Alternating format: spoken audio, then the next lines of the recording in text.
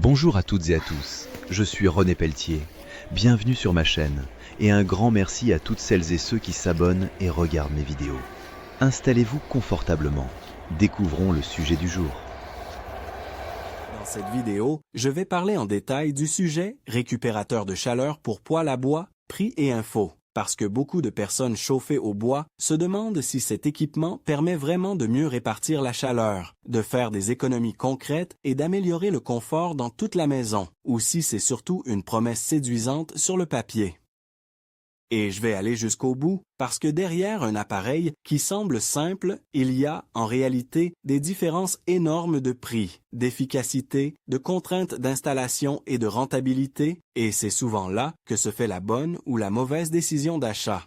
L'idée, c'est qu'à la fin de ce contenu, on sache exactement ce qu'est un récupérateur de chaleur pour poêle à bois, combien ça coûte réellement, ce qu'on peut espérer en pratique, ce qu'il faut vérifier avant d'investir, et surtout dans quel cas ça vaut le coup et dans quel cas il vaut mieux s'abstenir. Quand on chauffe au poêle à bois, on connaît presque tous le même phénomène. La pièce où se trouve le poêle est très chaude, parfois même trop chaude, alors que les pièces plus éloignées restent fraîches, voire franchement froides. On finit par surchauffer le séjour pour espérer que le reste de la maison atteigne une température acceptable. C'est précisément là que l'idée d'un récupérateur de chaleur devient intéressante. Le principe consiste à capter une partie de la chaleur produite autour du poêle ou dans la hotte selon les installations pour la redistribuer vers d'autres zones de l'habitation. Dit simplement, on essaie de mieux utiliser une chaleur qui, sans cela, reste concentrée à un endroit où se perd inutilement. Mais il faut être clair dès le départ. Un récupérateur de chaleur n'est pas une machine magique qui transforme un petit poêle en chauffage central complet. Son efficacité dépend fortement de la configuration du logement, du type de poêle, de la puissance de l'appareil, de l'isolation de la maison et de la qualité de l'installation. Le mot récupérateur de chaleur est d'ailleurs utilisé pour plusieurs réalités. Certaines personnes parlent d'un système de distribution d'air chaud relié au volume chauffé par le poêle, avec un ventilateur, des gaines et des bouches de soufflage. D'autres pensent à des accessoires plus simples comme des ventilateurs de poêle placés directement sur l'appareil pour améliorer la circulation de l'air dans la pièce principale. D'autres encore imaginent des dispositifs posés sur le conduit de fumée, censés extraire davantage de chaleur des fumées avant leur évacuation. Tous ces produits n'ont ni le même prix, ni les mêmes performances, ni les mêmes contraintes, donc quand on se demande combien coûte un récupérateur de chaleur pour poêle à bois, il faut tout de suite préciser de quel système on parle. Le système le plus sérieux, et celui auquel pensent généralement les gens lorsqu'ils parlent de chauffer d'autres pièces, c'est la distribution d'air chaud. Le poêle chauffe très fortement son environnement immédiat. Si ce volume d'air chaud peut être capté puis envoyé, grâce à un réseau de gaines isolées, vers une chambre, un couloir, un bureau ou un étage, alors on obtient une meilleure homogénéité thermique dans la maison.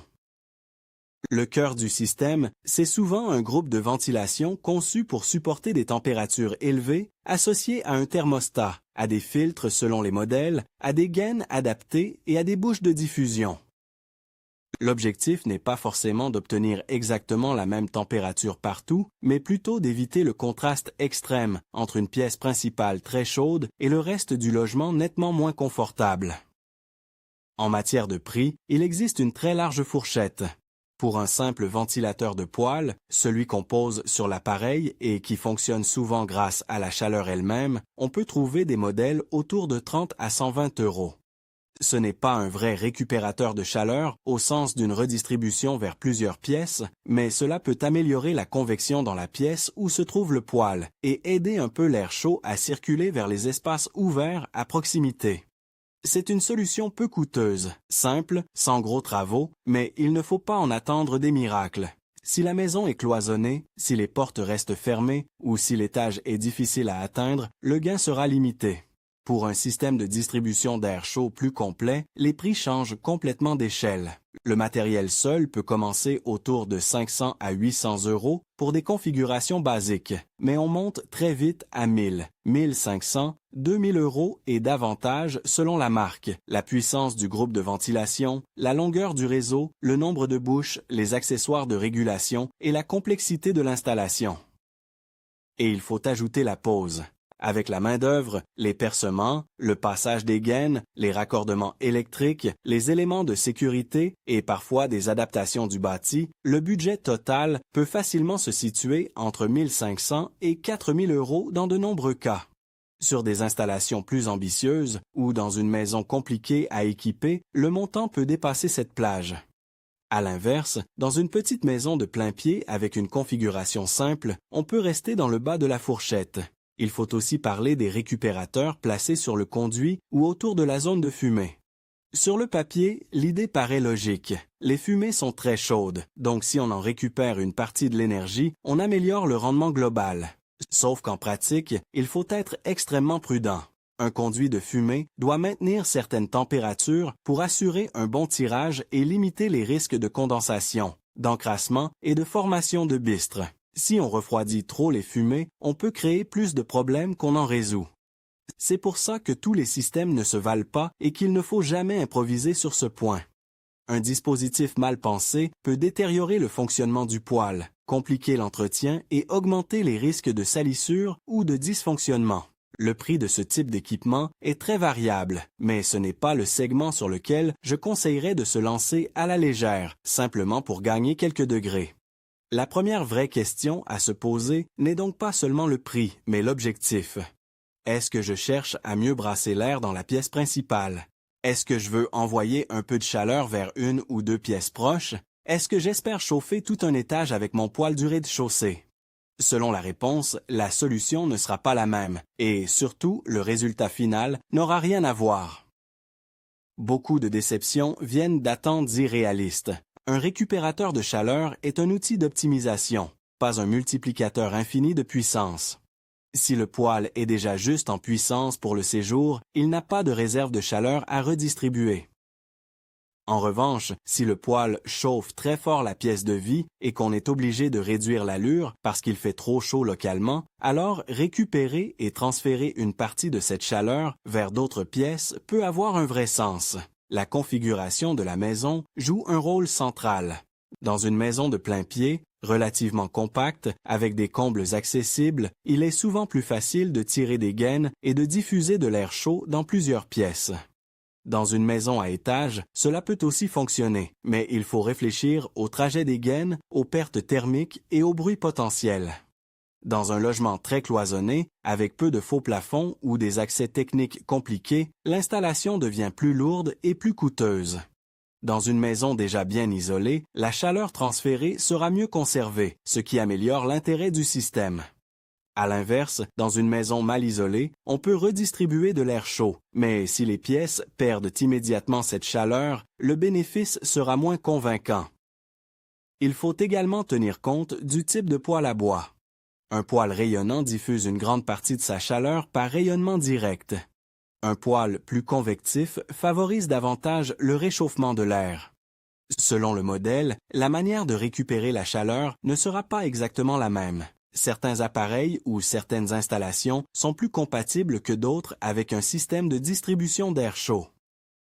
Dans certains cas, c'est la hotte d'un poêle ou d'un insert qui constitue la zone de captation. Dans d'autres, l'ajout d'un récupérateur n'est pas prévu ou devient techniquement délicat. Il est donc essentiel de raisonner avec les caractéristiques du poêle en place et pas uniquement avec un désir de meilleure répartition de chaleur. La question de la rentabilité revient tout le temps et c'est normal.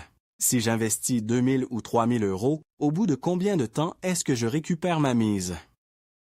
La réponse honnête, c'est que la rentabilité purement financière n'est pas toujours spectaculaire, surtout si on compare avec un logement déjà bien conçu thermiquement. Le gain peut venir de plusieurs manières. D'abord, on peut réduire le recours à un chauffage d'appoint électrique dans les pièces éloignées. Ensuite, on peut mieux exploiter la chaleur du poêle sans surchauffer la pièce principale. Enfin, on peut améliorer le confort général, ce qui a une vraie valeur même si elle n'est pas facile à chiffrer.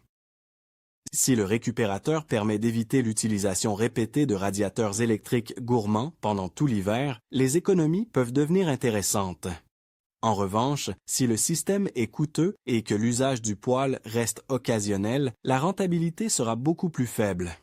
Je préfère être concret. Si une maison est chauffée régulièrement au bois, plusieurs heures par jour durant toute la saison froide et que 2 ou 3 pièces dépendent encore d'appoints électriques fréquents, un bon système de redistribution peut réduire cette consommation complémentaire.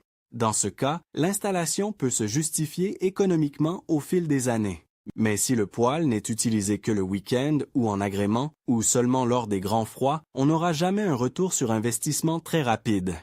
Il faut donc regarder non seulement le prix du récupérateur, mais aussi le nombre d'heures de fonctionnement annuel du poêle, le coût actuel du chauffage d'appoint et le niveau de gêne thermique dans le logement. Le bruit est un point très important et souvent sous-estimé. Dès qu'on ajoute un groupe de ventilation, des gaines et des bouches de soufflage, on introduit une composante acoustique. Un système mal dimensionné, avec un ventilateur trop puissant, des gaines mal posées ou des bouches inadaptées, peut devenir gênant au quotidien. Cela ne veut pas dire qu'un récupérateur de chaleur est forcément bruyant, mais il faut y penser dès la conception. La qualité des composants, l'isolation des gaines, l'emplacement du moteur et la vitesse de soufflage influencent énormément le confort sonore. Si l'air chaud est envoyé dans des chambres, la question devient encore plus sensible. Un bruit de ventilation même modéré peut être mal supporté la nuit. L'entretien compte aussi. Un système qui déplace de l'air chaud peut transporter des poussières. Selon les modèles, il peut y avoir des filtres à nettoyer ou à remplacer. Les gaines doivent rester en bon état, les bouches ne doivent pas être obstruées, et le groupe de ventilation peut nécessiter une vérification périodique. Ce n'est pas un entretien énorme par rapport à d'autres équipements, mais ce n'est pas non plus un dispositif totalement sans suivi. Et bien sûr, le poêle lui-même continue d'exiger un entretien sérieux, avec ramonage régulier du conduit, contrôle de l'étanchéité et respect des consignes d'utilisation. Il ne faut jamais considérer qu'un récupérateur dispense d'une maintenance rigoureuse de l'installation bois. La sécurité, justement, est capitale. Dès qu'on touche à la diffusion de chaleur autour d'un appareil de chauffage au bois, il faut respecter les règles de température, les distances de sécurité, les matériaux compatibles et les prescriptions du fabricant. Il ne s'agit pas de bricoler quelques gaines au hasard dans un volume très chaud. Les composants doivent être prévus pour les températures rencontrées. Les passages dans les planchers ou les plafonds doivent être correctement réalisés, et l'ensemble doit préserver le bon fonctionnement du poêle. Un mauvais montage peut entraîner des pertes de performance, mais aussi des risques plus sérieux. C'est pourquoi une installation professionnelle est souvent préférable, surtout sur un système de redistribution vers plusieurs pièces. Un autre point à comprendre, c'est la différence entre sensation de chaleur et température mesurée. Quand je suis dans la pièce du poêle, je profite du rayonnement direct de l'appareil, ce qui donne souvent une sensation de chaleur très agréable, même si l'air n'est pas à une température extrêmement élevée.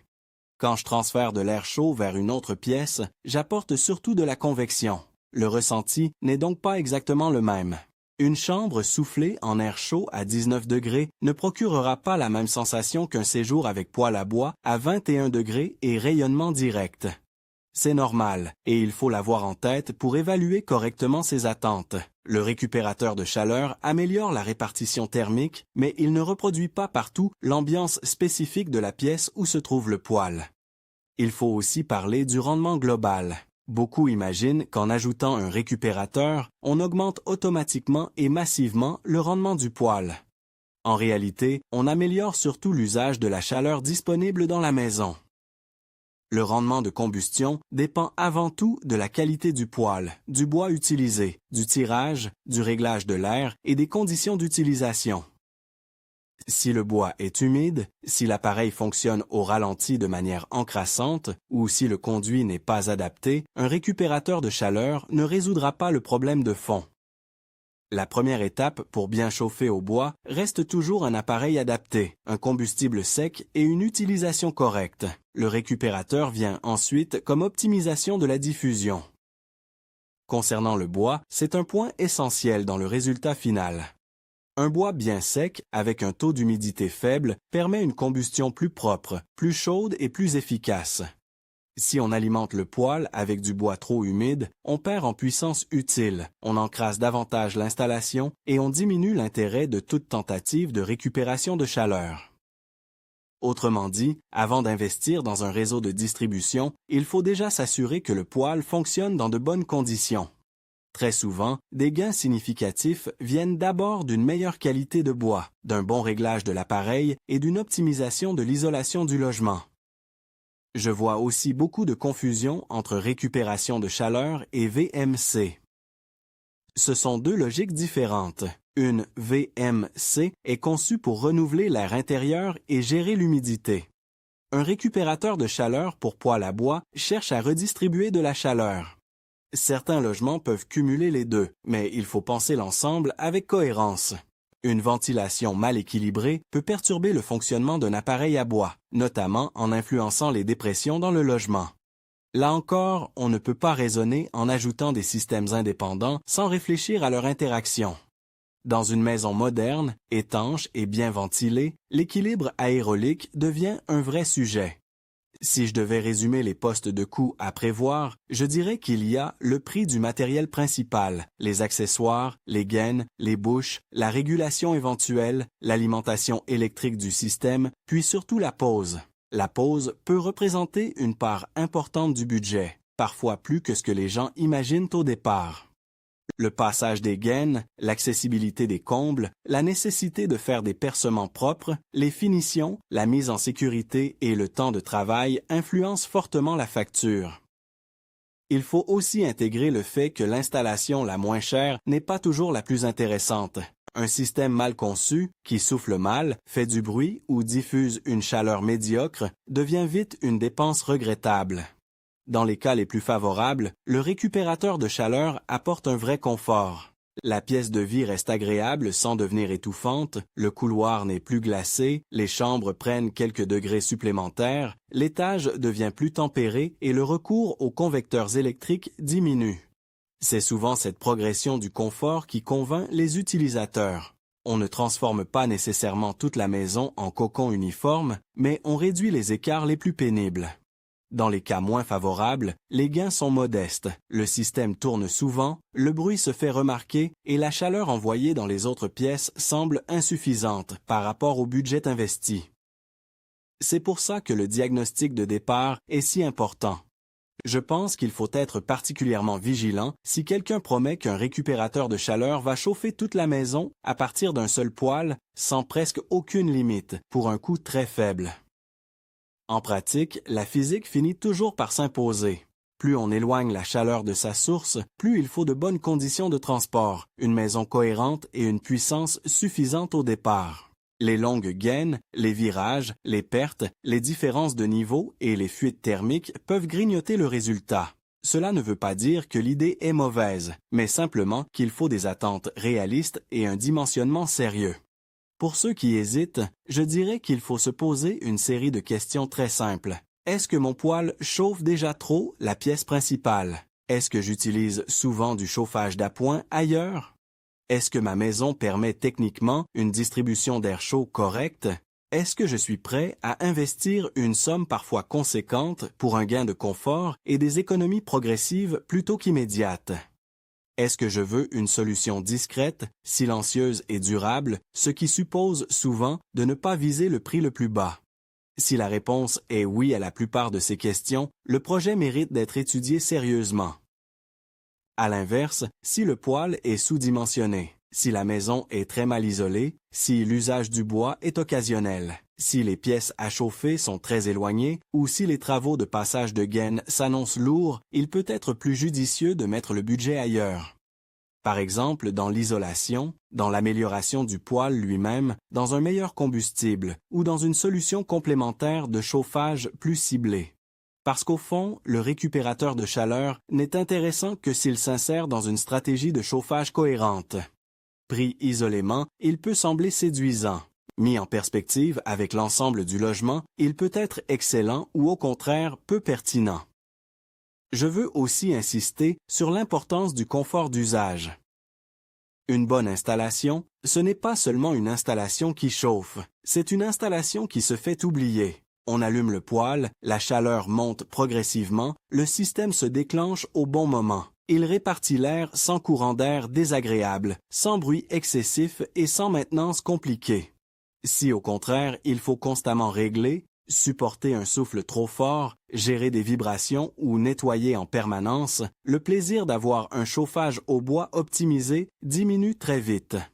Or, ce confort d'usage dépend beaucoup du niveau de qualité choisi au départ. En matière de prix, on peut donc retenir quelques grandes idées. Un petit ventilateur de poêle reste une dépense légère, souvent en dessous de 100 €, utile surtout pour améliorer la circulation locale de l'air. Un vrai système de récupération et de distribution d'air chaud représente plutôt un investissement de plusieurs centaines à plusieurs milliers d'euros, avec un total installé souvent compris entre 1 500 et 4 000 €, parfois plus. La variation est liée à la taille du logement, au nombre de pièces desservies, à la complexité des travaux et à la qualité des composants. Si quelqu'un me demande un prix précis sans voir la maison, je dirais que ce n'est pas sérieux de répondre au centime près. Il faut au minimum raisonner par scénario. Enfin, si je devais donner un avis global, je dirais qu'un récupérateur de chaleur pour poêle à bois peut être une très bonne idée quand on a déjà un poêle performant, bien utilisé, dans une maison où la chaleur reste trop concentrée dans la pièce principale. Dans cette situation, le système peut améliorer nettement le confort et réduire certains appoints de chauffage.